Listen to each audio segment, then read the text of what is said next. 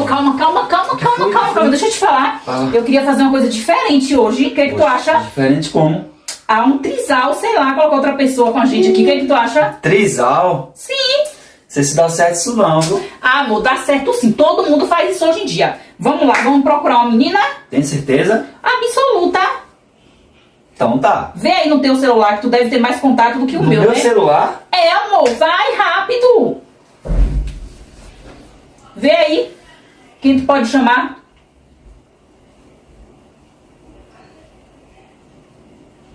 Ó, eu acho que essa aqui é bacana, ó. Essa aqui, né? É. Quem é essa Eu aí? acho que ela topa. É uma amiga minha, uma colega.